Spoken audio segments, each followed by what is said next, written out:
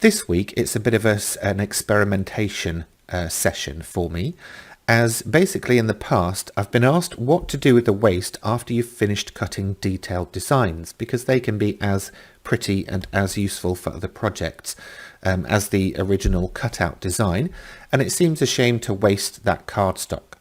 So what I've done is I've gathered up a few bits and pieces, had a bit of a play, and put together a few tips and tricks. So let's dig in.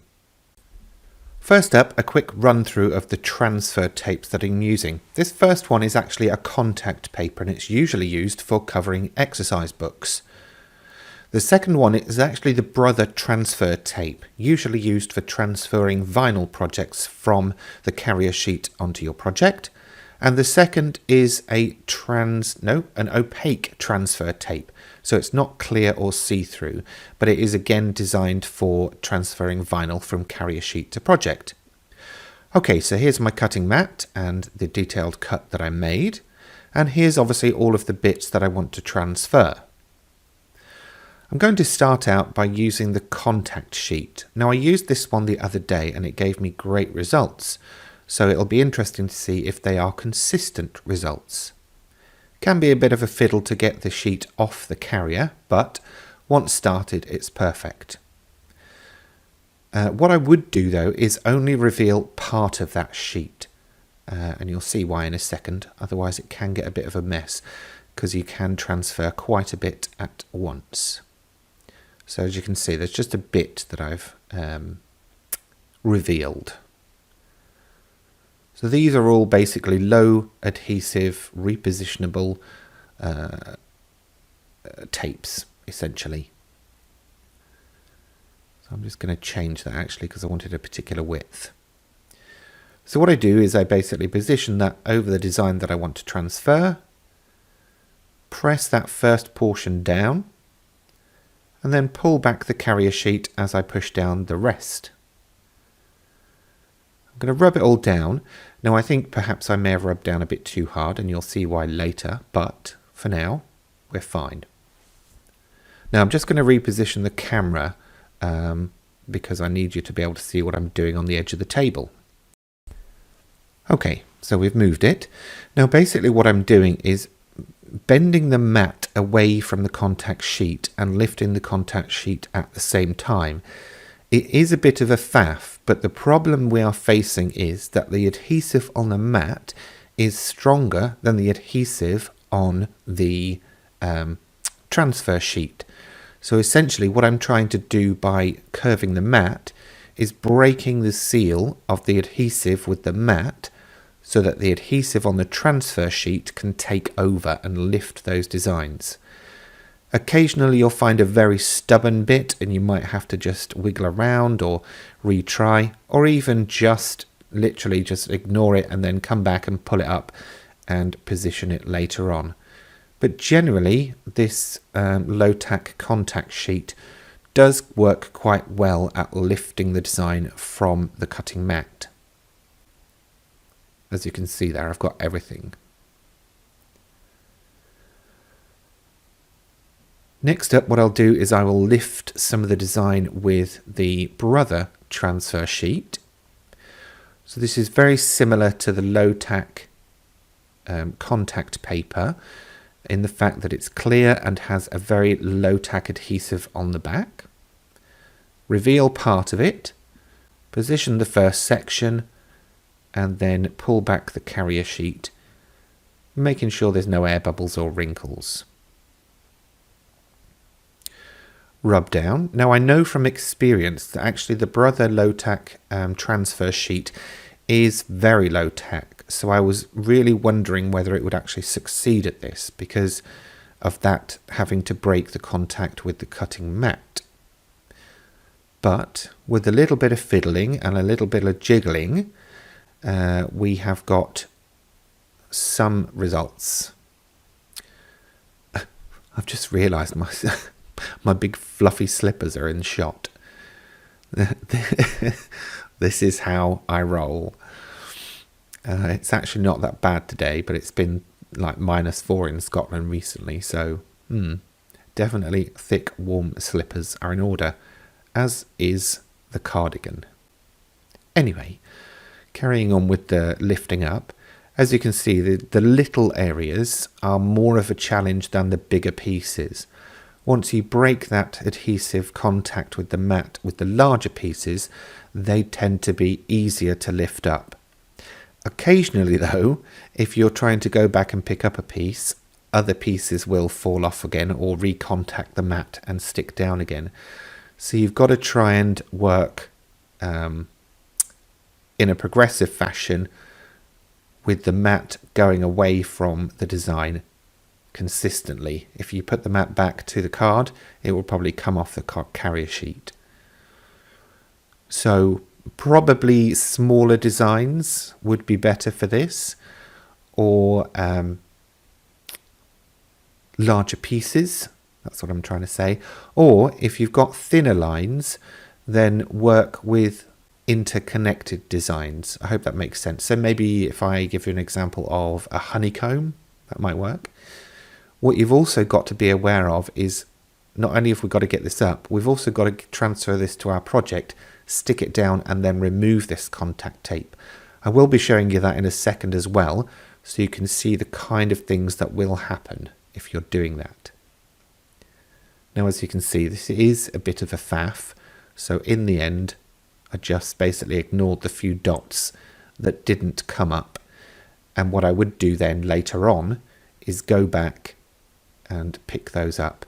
For this large piece, as you can see, I can just pick it off the mat and stick it back in place. I haven't had to do that with the whole rest of the sheet, so it's not that big a deal. There you go. That's just showing you what I managed to pick up. So I'm putting those to one side, and as I say, I'll show you sticking them down in just a minute.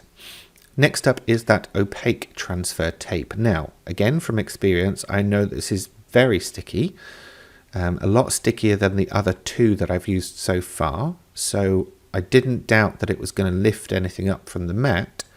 My concern is later when I'm trying to remove it from the card. Will it tear? Time will tell. Same process, reveal a bit, stick it down and then peel and stick.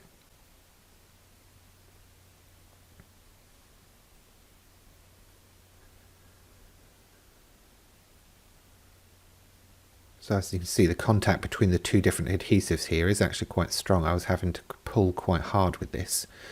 Again though, you need to break the contact with the card from the cutting mat in order to lift it up. But as you can see, so far, this is actually working a lot better than the other two, in the fact that it's picking things up straight away without too much bother. Getting a little finger under there or a spatula to try and help them is a good idea. Okay, so we've got the three sections now taken off.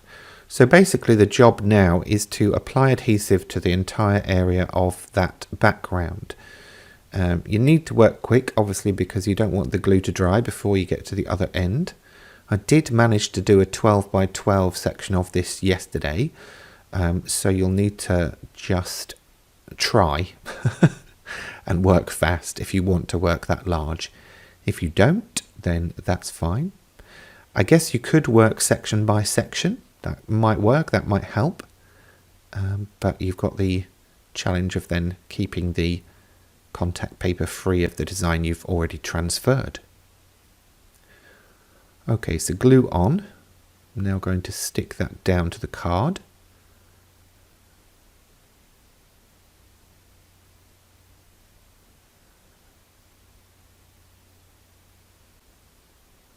So I'm using a quick tack glue, otherwise I would have left this for a few minutes. Now, this is the contact paper, remember from earlier, and yesterday I had exceptional results with it, with no tearing whatsoever. However, today it wanted to rip up quite a bit of the design. So this is the challenge you face when you're doing this kind of thing. I mean, at the end of the day, if you transfer a bunch and you can only use a section, at least there's a section not wasted. Sadly, it does mean that piece of contact paper can't be used again though.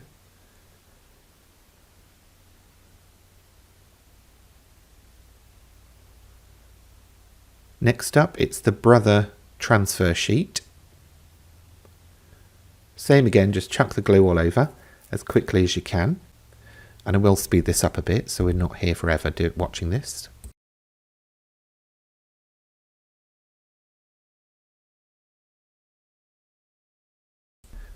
There we go, all the glue on.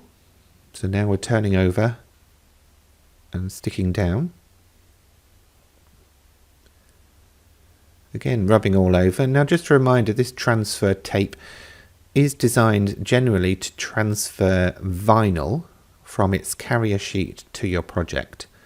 If I'm honest, in the past I haven't been impressed with the results with the vinyl. However, it gave amazing results when transferring from card. No rippage whatsoever, and there was no sticking either. So far, that one's a winner for me.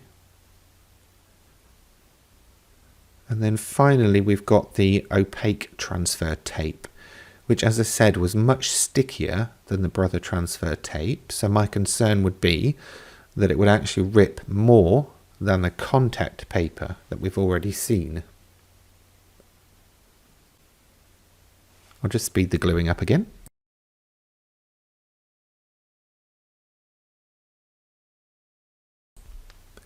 Okay, that's the gluing done. Wish I could work that fast in real life. Now to stick that down onto the other cardstock and see how we get on.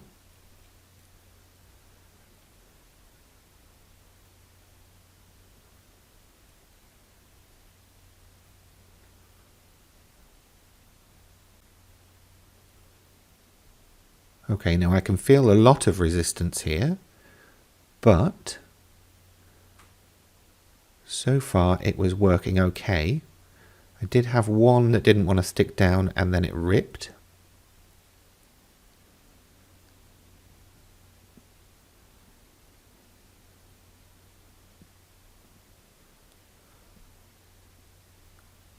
It's nervous tension now. You might notice, by the way, that I'm actually removing this so that it's almost 180 degree reversed. If you try and pull up, you will get a lot more rippage. Just a tiny bit of ripping there later on, which surprised me given the actual tack level that was on that sheet. So far, the Brother transfer tape has actually proved to be quite a winner.